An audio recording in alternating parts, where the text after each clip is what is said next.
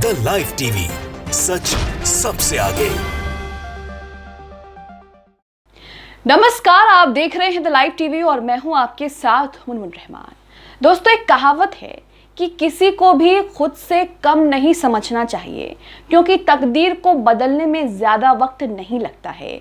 ये कहावत भारतीय जनता पार्टी के लिए है। भारतीय जनता पार्टी के लिए इसलिए है क्योंकि भारतीय जनता पार्टी ने कांग्रेस को पिछले दिनों बहुत कम आंका है, बहुत ज्यादा अंडर एस्टिमेट किया है, बहुत ज्यादा जो है उसे कम समझा है। लेकिन अब वही कांग्रेस बीजेपी की नींद उड़ाकर रखे हुए है, क्योंकि लगातार जिन राज्यों में चुनाव है वहां पर कांग्रेस बीजेपी पर भारी पड़ रही है। ना सिर्फ भारी पड़ रही है, बल्कि बीजेपी के कई नेता, कई पार्षद, कई कार्यकर्ता पार्टी छोड़कर कांग्रेस का दामन थाम रहे हैं, जिससे भारतीय जनता पार्टी की नींद जो है वो उड़ने वाली है, या फिर यूं कहें कि उड़ चुकी है। मध्य प्रदेश की बात करें तो मध्य प्रदेश में विधानसभा में बहुत ही कम समय रह गया है, लेकिन ऐसे में भी लगातार भारतीय जनता पार्टी से इस्तीफों की बौछार हो रही है और लोग कांग्रेस में शामिल हो रहे हैं, जिससे मध्य प्रदेश में कांग्रेस का पलड़ा जो है वो भारी हो रहा है। मध्य प्रदेश में सिंधिया ने कांग्रेस से बगावत करके बीजेपी की सरकार बनाने में खूब मदद की,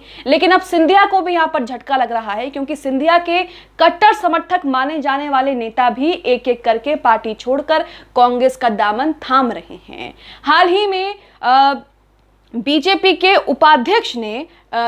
उपाध्यक्ष राकेश गुप्ता ने बीजेपी से इस्तीफा देकर कांग्रेस का दामन थाम लिया है और हजारों कार्यकर्ताओं के साथ उसने कांग्रेस ज्वाइन कर ली है। न्यूज़ 24 का ट्वीट आप अपनी स्क्रीन पर देख रहे हैं, जिसमें यहां पर एक तस्वीर शेयर की गई है राकेश गुप्ता और कमलनाथ की। आगे लिखा है, एमपी भाजपा के उपाध्यक्ष राकेश गुप्ता ने छोड़ी पार्टी, हजारों कार्यकर्ताओं के साथ कांग्रेस में हुए शामिल। तो मध्य प्रदेश में भारतीय जनता पार्टी और सिंधिया को एक और बड़ा झटका लग गया है, क्योंकि राकेश गुप्ता जो हैं वो सिंधिया के कट्टर समर्थक माने जाते हैं, लेकिन उसके बावजूद भी उन्होंने बीजेपी से इस्तीफा दे दिया और हजारों कार्यकर्ताओं के साथ वो कांग्रेस में शामिल हो गए। तो यहाँ पर कुल मिलाकर बीजेपी के दिन जो है वो अच्छे नहीं चल रहे हैं, और इसी के साथ मीडिया में इन खबरों का कोई जिक्र ही नहीं है। जानकर आपको बहुत हैरानी होगी कि मीडिया में इन बातों का कोई जिक्र नहीं कर रहा।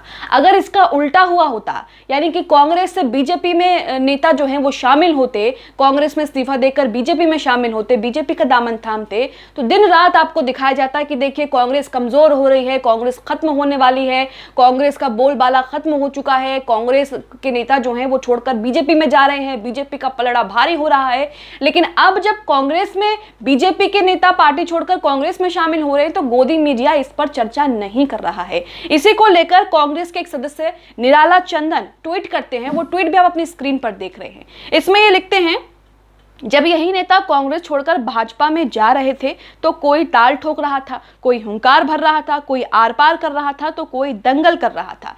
सब एक सुर में कह रहे थे कि कांग्रेस अब खत्म हो गई है। लेकिन आज उन सभी दलालों के मुंह में दही जम गया है, क्यों कोई नहीं कह रहा कि अब भाजपा खत्म हो गई है। वाकई इसको लेकर कोई चर्चा आपको मीडिया में नहीं दिखेगी, कोई आपको जो है इसे लेकर डिबेट, आर पार, दंगल आपको देखने को नहीं मिलेगा। और अगर इसका उल्टा हुआ होता तो आप समझ सकते हैं कि किस तरीके से आपको जो है सुबह से शाम तक यही दिखाया जाता है कि कांग्रेस कमजोर हो रही है, खत्म हो रही है, कांग्रेस के नेता कांग्रेस का हाथ छोड़ रहे हैं, बीजेपी का हाथ पकड़ रहे हैं। अब इसी को लेकर खबर देखिए, खबर में बताया गया है कि किस तरीके से राकेश गुप्ता ने बीजेपी पार्टी छोड़ करके कांग्रेस ज्वाइन कर ली, और इस दौरान उन्होंने कई तरह की बातें कही हैं, बीजेपी को लेकर भी कई तरह की बातें कही हैं, और वजह बताई है कि उन्होंने आखिरकार कांग्रेस क्यों ज्वाइन की और बीजेपी पार्टी क्यों छोड़ी। खबर में लिखा है कि बीजेपी में सम्मान नहीं, सिंधिया के करीबी राकेश गुप्ता की कांग्रेस में घर वापसी। तो बीजेपी से जो भी नेता पार्टी छोड़ता है वो यही कहता है कि बीजेपी में हमें सम्मान नहीं मिलता, हमें नजरअंदाज किया जाता है, हमें अंडर एस्टिमेट किया जाता है, और हमारी बातें जो है वो नहीं सुनी जाती। यहाँ पर राकेश गुप्ता, जो कि सिंधिया के कट्टर समर्थक माने जाते हैं, वो भी यही बातें कह रहे हैं। आगे खबर में लिखा है कि प्रदेश में विधानसभा चुनाव की सरगर्मियों के बीच भाजपा भाजपा से मोह भंग होने वाले नेताओं की संख्या लगातार बढ़ती जा रही है। इन नेताओं में केंद्रीय मंत्री ज्योतिरादित्य सिंधिया के समर्थक भी शामिल हैं। सिंधिया के करीबी और उनकी संसदीय क्षेत्र रहे शिवपुरी के भाजपा जिला उपाध्यक्ष राकेश गुप्ता ने कांग्रेस में घर वापसी कर ली है। तो ये वही हैं जो सिंधिया के साथ कांग्रेस छोड़ करके बीजेपी में गए थे, लेकिन अब इन्होंने घर वापसी कर ली है। प्रदेश कांग्रेस अध्यक्ष कमलनाथ ने राकेश गुप्ता और उनके समर्थकों को कांग्रेस में वापसी कराई।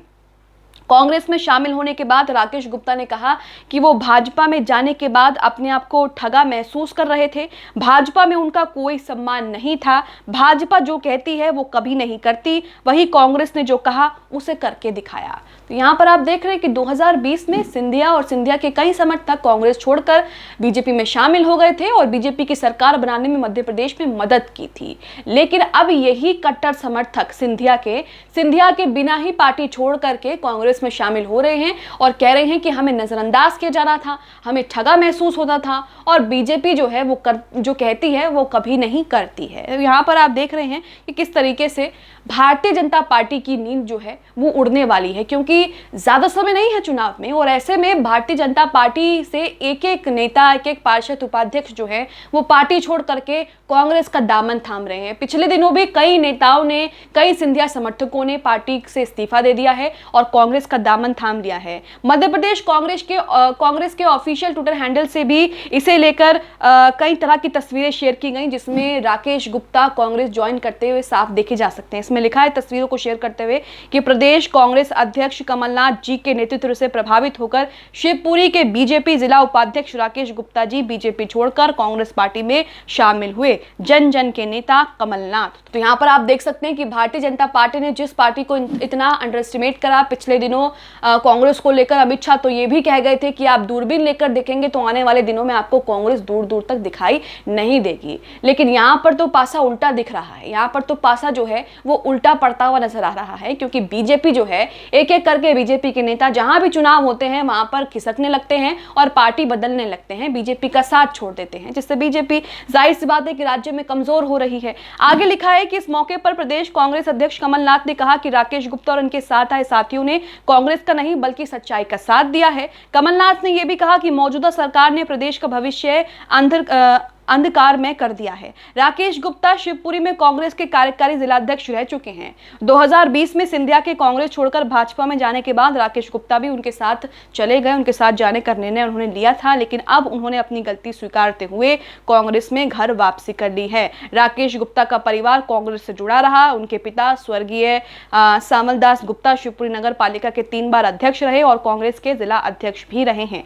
ऐसा माना जा रहा है कि शिवपुरी विधानसभा क्षेत्र में 30,000 वोटरों को देखते हुए कांग्रेस उन्हें उम्मीदवार बना सकती है। तो यहाँ पर जो सिंधिया के साथ जो लोग गए थे कांग्रेस छोड़कर, वो यही आरोप लगा रहे हैं कि हमें जो है वो सम्मान नहीं मिलता है। जो कई तस्वीरें आई हैं उसमें यह भी दिखता है कि सिंधिया को भी कहीं ना कहीं बीजेपी जो है सम्मान नहीं देती है। और इस बात में कोई दो राय नहीं है कि सिंधिया के बीजेपी ज्वाइन करने के बाद बीजेपी के कई नेता बीजेपी और सिंधिया से नाखुश हैं, क्योंकि वो सिंधिया को अपनी पार्टी में नहीं देखना चाहते। इसी के साथ पिछले दिनों की कुछ तस्वीरें और कुछ खबरें आपके सामने रख रहे हैं, जिसमें बताया जा रहा है कि मध्य प्रदेश में बीजेपी को झटका लगते हुए कई नेता जो है वो एक के बाद एक इस्तीफा दे रहे हैं। यहाँ पर देखिए नवभारत टाइम्स की खबर, जिसमें लिखा है कि ग्वालियर अंचल में बीजेपी को लगा झटका, दोनों नेताओं ने पार्टी से इस्तीफा दिया। तो यहाँ पर 2 नेताओं ने पार्टी से इस्तीफा दिया है।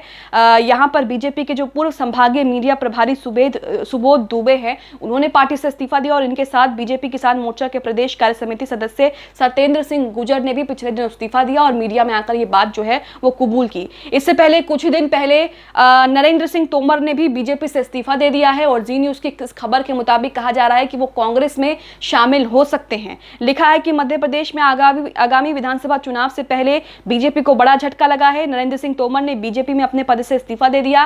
कयास लगाए जा रहे हैं कि वो जल्द ही कांग्रेस में शामिल हो सकते हैं। तो यहाँ पर आप देख रहे हैं कि किस तरीके से एक के बाद एक जो नेता हैं, विधायक हैं, वो बीजेपी का साथ छोड़कर कांग्रेस में शामिल हो रहे हैं और ऐसे में देखना होगा कि बीजेपी इन सब चीजों से कैसे डील करेगी और इन सब चीज़ों से कैसे निपटेगी, क्योंकि जो विधानसभा चुनाव है उनमें ज़्यादा समय नहीं रह गया है और उसके बाद लोकसभा चुनाव भी हैं, तो कहीं ना कहीं बीजेपी की जो हालत है वो खराब होने वाली है इन चुनावों में। वहीं आपको बता दें कि इससे पहले भी सिंधिया के एक और कट्टर समर्थक माने जाने वाले बैजनाथ यादव ने भी कांग्रेस में वापसी कर ली थी। यहां भी कहा गया कि इन्होंने कई हजार कार्यकर्ताओं के साथ कांग्रेस में वापसी करी, कांग्रेस जो है इन्होंने दोबारा से ज्वाइन कर ली। ये भी 2020 में सिंधिया के साथ पार्टी छोड़ करके बीजेपी में शामिल हो गए थे, लेकिन अब धीरे धीरे एक एक करके सिंधिया के कट्टर समर्थक माने जाने वाले कांग्रेस में वापसी कर रहे हैं। ये कह रहे हैं कि हमें वहां पर नजरअंदाज किया जा रहा है और उनकी करनी और कथनी में बेहद अंतर है। तो इन खबरों को देखकर आप समझ सकते हैं कि मध्य प्रदेश में क्या चल रहा है।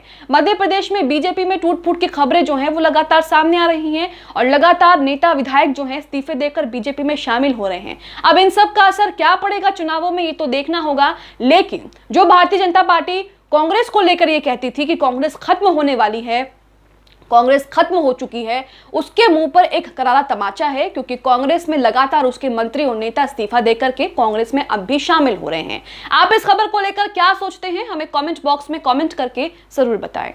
द लाइव टीवी, सच सबसे आगे।